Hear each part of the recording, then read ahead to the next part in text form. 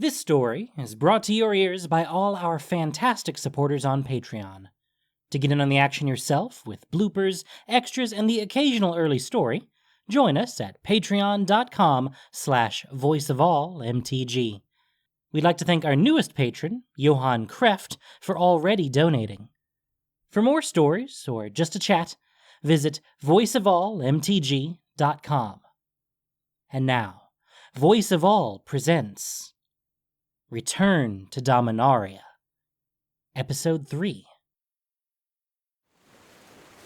It had taken all day and all night, but sure enough, as Ziva promised, the morning after the merfolk had begun, Jhoira stood on the shore looking at what was left of the great skyship Weatherlight.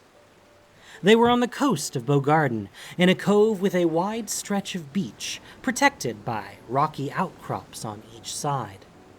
Above the dunes was a flat stretch of grassy ground where the Weatherlight now lay.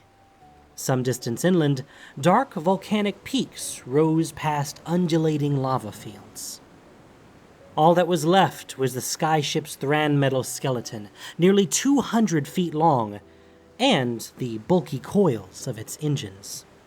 The rest of its hull and interior had decayed away or been destroyed in the battle that had sent it to the bottom of the sea. Jhoira's mechanical owl flew over it, giving her an overhead view of the wreck through its eyes. It looks worse than it is. She touched the locket around her neck, reminding herself that she had options if the ship's core was more damaged than she hoped. Between the merfolk and her human salvage crew, they had wrestled the remnant to the surface. The Talarian supply vessel, where Jhoira's diving ship was now stored, had pulled the Weatherlight into this sheltered cove, and then they had winched and levered the wreck up onto the flat ground where the restoration work could begin. The supply ship was anchored off the beach now, and the salvage crew was putting up a camp near the Weatherlight. They could start the work as early as this afternoon. The other ship anchored in the cove was Jhoira's private bark, and though much smaller and shaped like an ordinary sailing vessel, it was as much a mechanical marvel as her diving ship. Now I just need a crew. She missed Karn, Vincer, and all the others. At least she knew where Teferi was, though there was no telling whether he could be persuaded to help or not. And there's Jhoira. Her expression turned wry. She didn't know if she could count on him, either. It had been so long since Urza's final, powerful spell had all but ended the Phyrexian invasion, and Dominaria had healed so much since then. But some things would never heal. It didn't matter. Whatever happened, Jhoira would find a way. She always had before, and she didn't expect that to change anytime soon. This is too important. Wind stirred her hair, and the angel the Church of Sarah had sent her landed on the sand. Her name was Tiana, and while she seemed perfectly amiable, Jhoira had detected some air of sadness about her. But glancing at her now, Tiana looked more animated. In fact, she looked positively incandescent. Literally incandescent. Do you mean to be glowing like that? Is something wrong? Her expression rapt, Tiana didn't seem to hear the question. The shape. She gestured toward the Weatherlight's bare spine. It's Gerard's blade in the portraits. Of course. I don't know why I didn't realize that before. You're not only glowing, you're smiling. Tiana dropped her gaze, suddenly self-conscious. Sorry about the glowing. And you've seen me smile before. Not like that. Not like someone who had lived in the dark seeing the sun for the first time. There was gravity to that smile, as if it could pull in everyone around it like a temporal anomaly. Jhoira's eyes narrowed in concern. And now you're crying. Tiana rubbed at her face with her white sleeve. No, it's not. I'm not. There's a lot of sand in the air today. I'm surprised everyone isn't crying. It had rained earlier, and the sand was still damp, and the breeze had nothing in it but the salty scent of the ocean. Jhoira reached out and gently lifted Tiana's chin. Why are you crying? I really don't know. Tiana took a deep breath and stepped back, wiping at her face. Seems to be going away now, whatever it is. Jhoira wasn't so sure. She looked from Tiana to the skeletal hulk of metal rising above them. This couldn't be a coincidence. When Tiana had arrived before the salvage started, she had explained that she was a guardian angel, but with nothing in particular to guard, so she was available for the church's long-distance errands. Now, Tiana seemed to be trying to avoid looking at the skyship, like a shy lover trying not to reveal the object of her devotion. Tiana had to be reacting to the Weatherlight. Barely anything but her bones left. And the old girl still has it in her. Come on. Let's take a look at the Power Stone.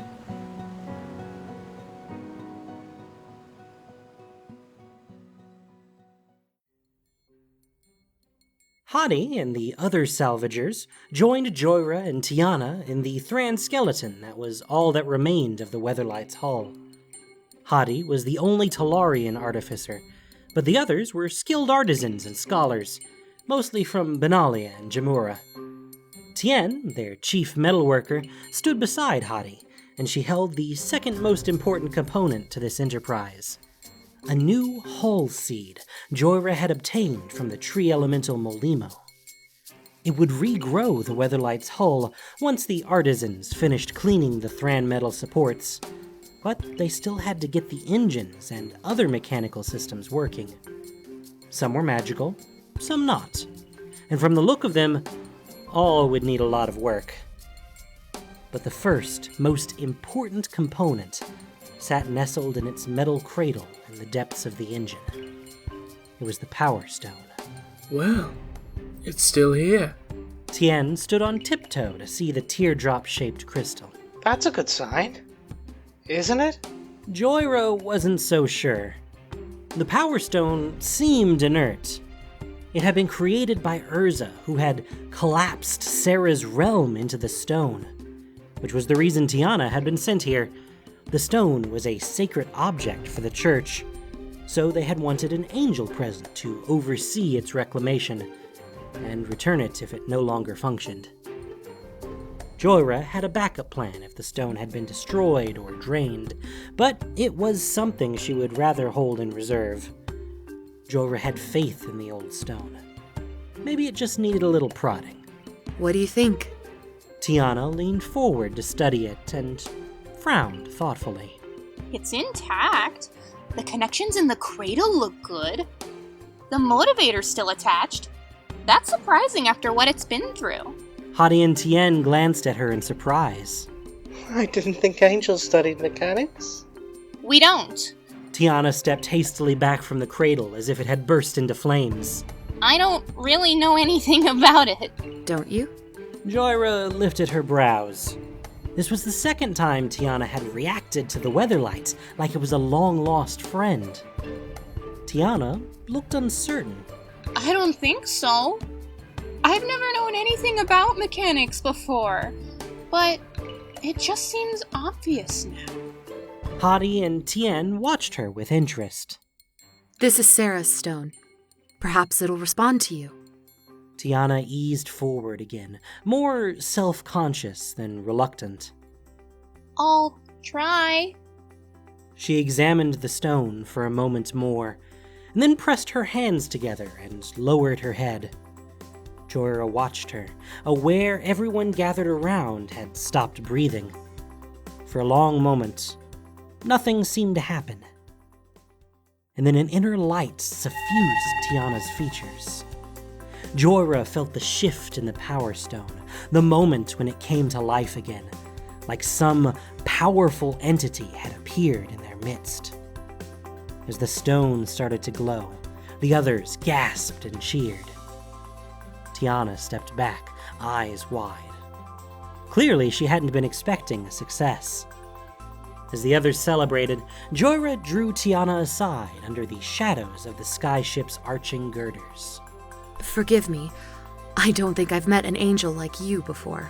You mean an angel who lacks confidence in her angelness? It's a long story. Jhoira made her decision, partly instinct and partly a calculation based on careful observation. Would you like to help me more than you already have? Tiana shrugged a little, kicking at a tuft of dirt. Sure, I don't have anything better to do. I mean, I might as well help you. Do you need me to fly somewhere for you? No.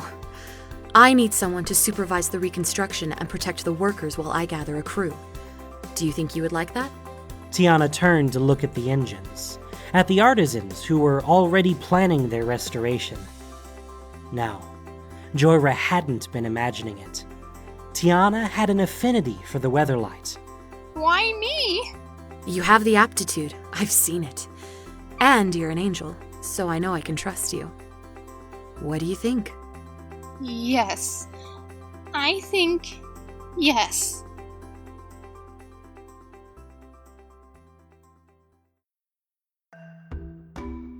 Gathering her crew would be a long journey, but Jhoira had planned and prepared for it, just the way she had for the Weatherlight's recovery. Leaving the supply ship behind, she took her bark to the coast of Jhoira first, to the city of Sukata, where previous inquiries had suggested she might find the person she was looking for. Some searching took her to the giant market of the city, where multi-storied buildings of white stone with broad terraces formed a man-made canyon of warehouses, shops, offices for cargo factors, and the inns and hostels needed to house, feed, and entertain the crowds who came to do business there.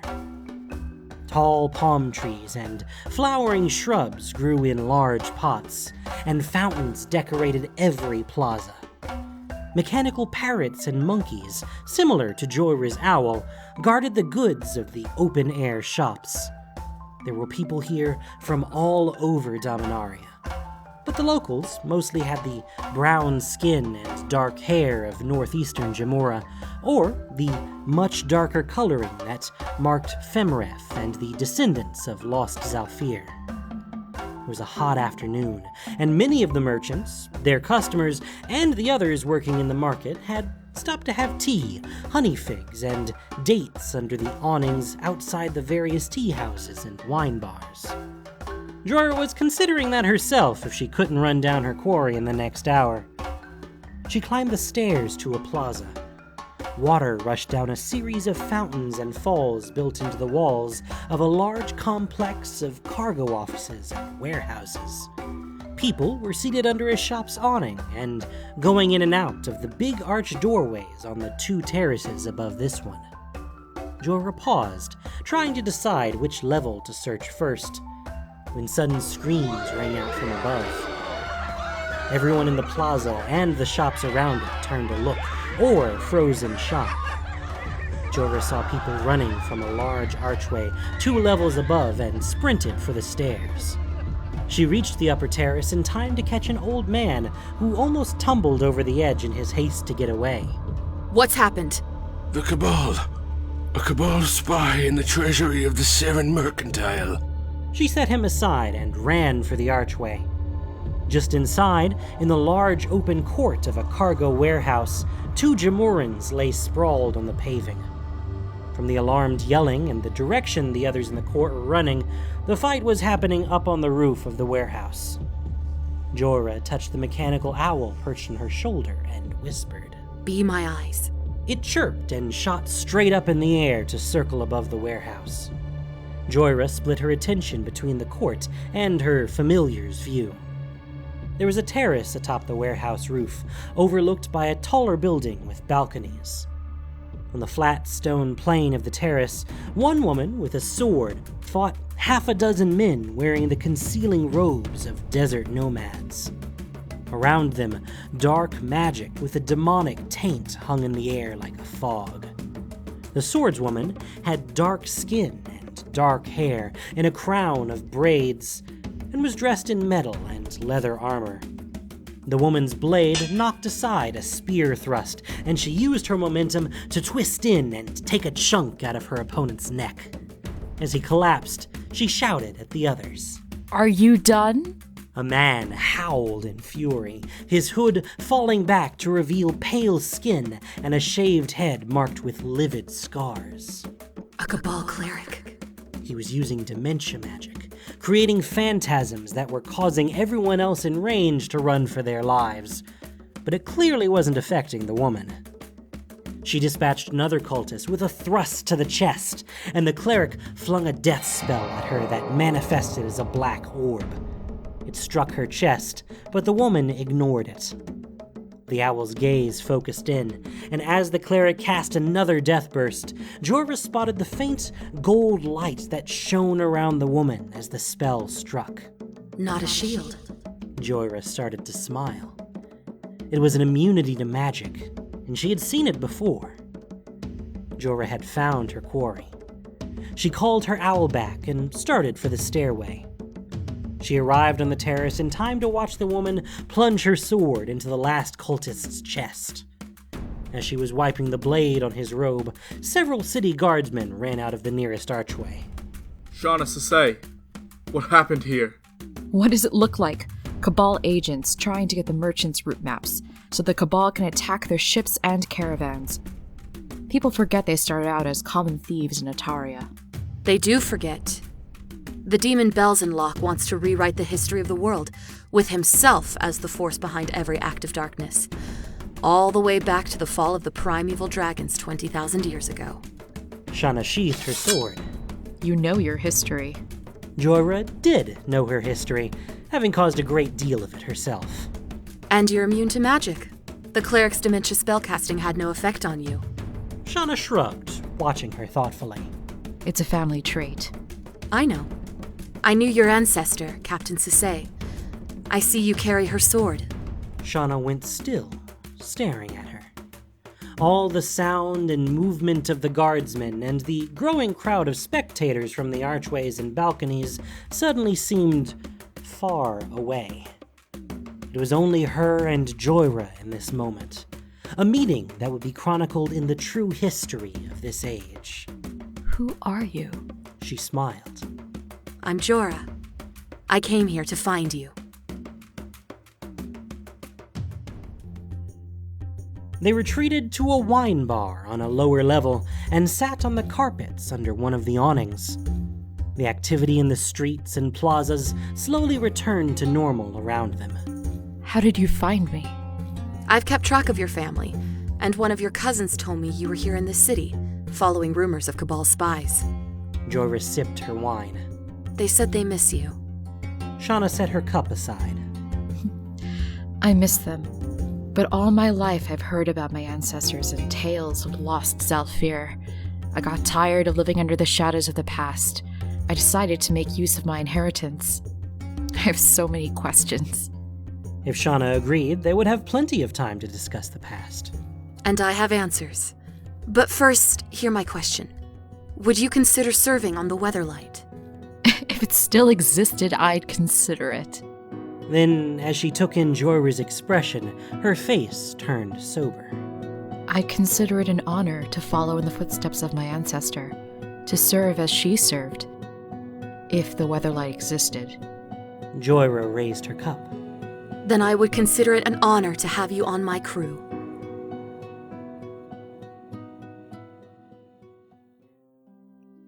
By the time they had sailed the bark to Erona and reached Benalia City, Jhoira was even more certain that she had made the right choice.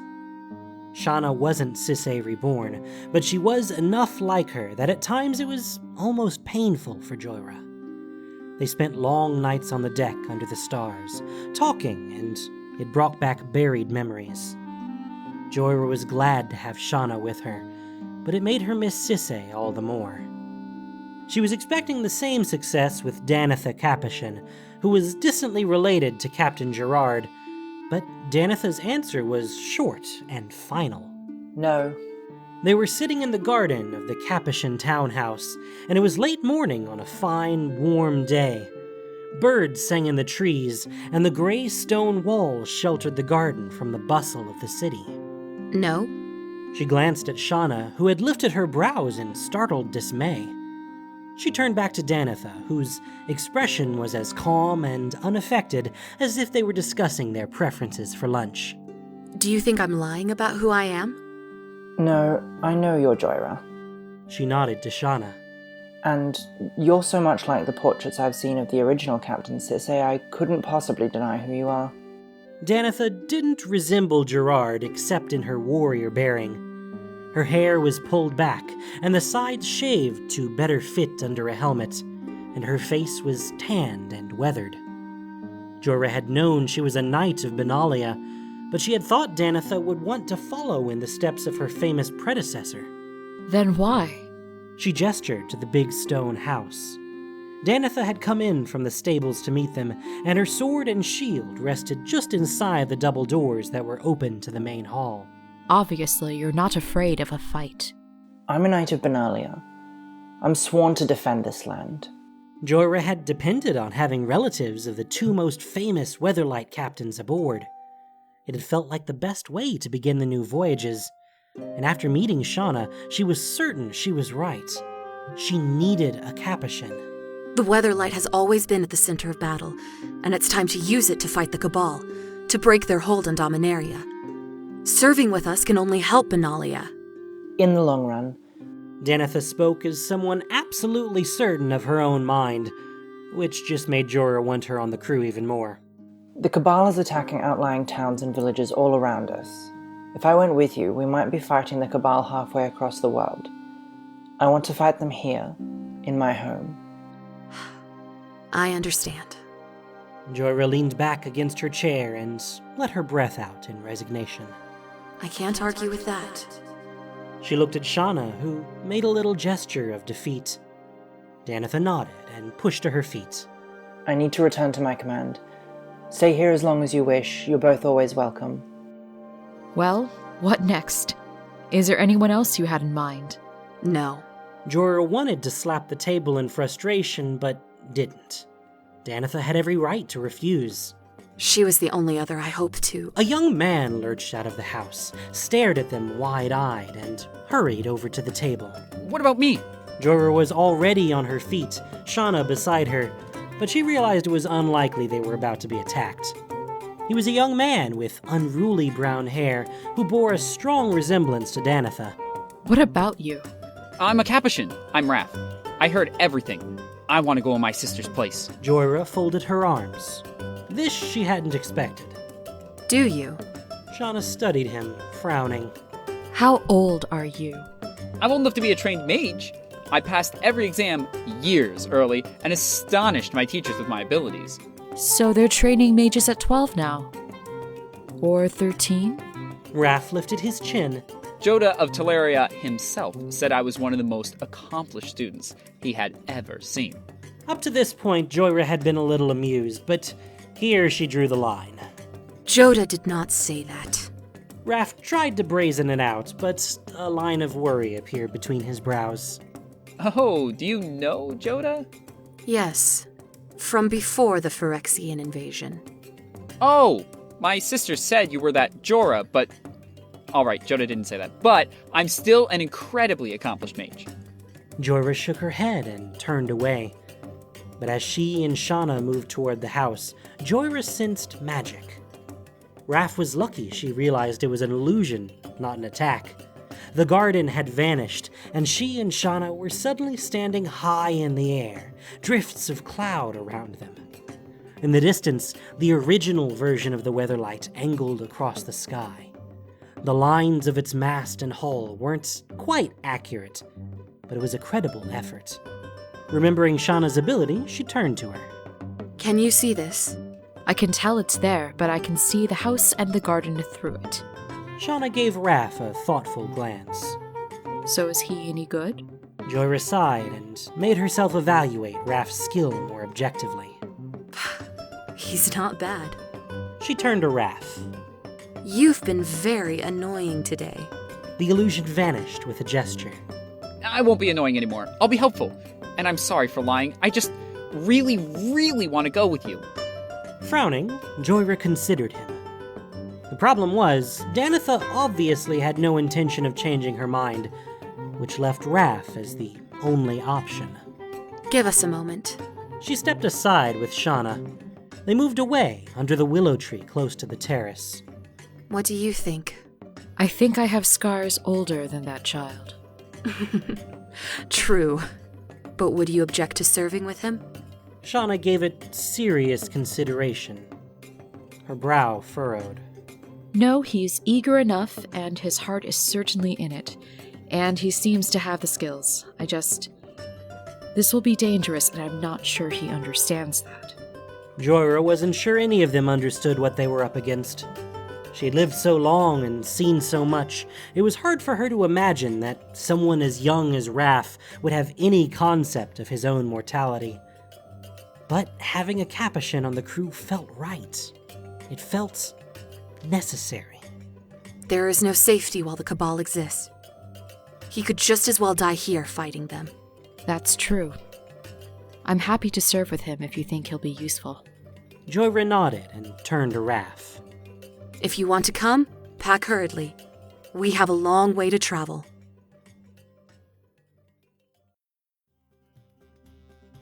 It was morning when the bark sailed into the Bogarden Cove.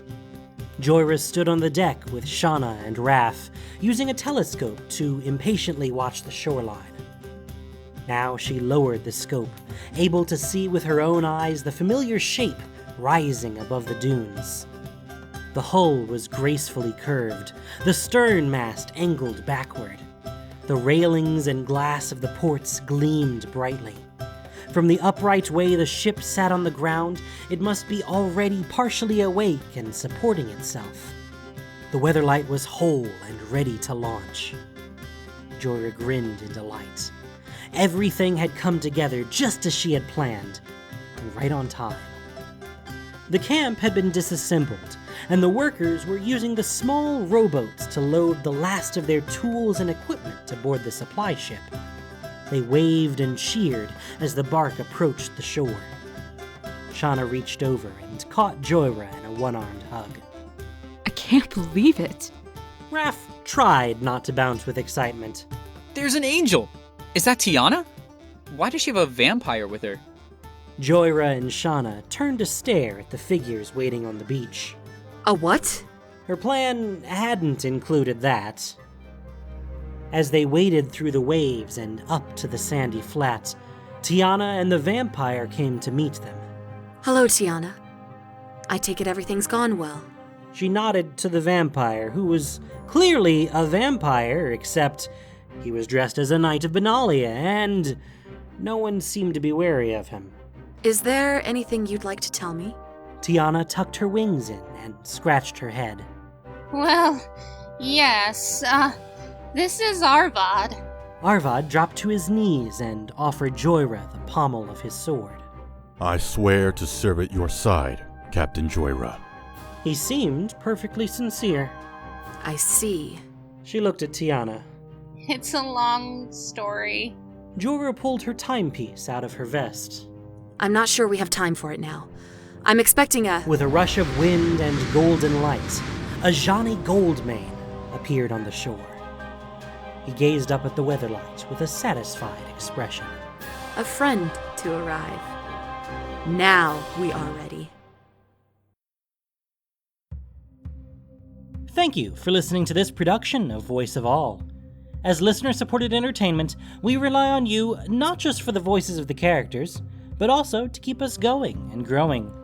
If you enjoyed what you heard, please support us by rating and reviewing us on iTunes, or following us on SoundCloud, Stitcher, and Google Play, or just plain sharing with your friends. You can also support us financially on Patreon for exclusive perks. Return to Dominaria was written by Martha Wells. The podcast was produced and edited by Gendo Keshi, with sound editing by Grace Noir. This week's story featured the voice talents of Sarah Ruth Thomas, Emily Doms, Erkman013, Penny, J.W. Forsyth, Michelle Rapp, Madeline Parkinson, Michael Lanier, and Ko. Voice of All is unofficial fan content permitted under the Wizards of the Coast fan content policy. Magic the Gathering is copyright Wizards of the Coast. Thanks so much for listening. Y'all have a great day.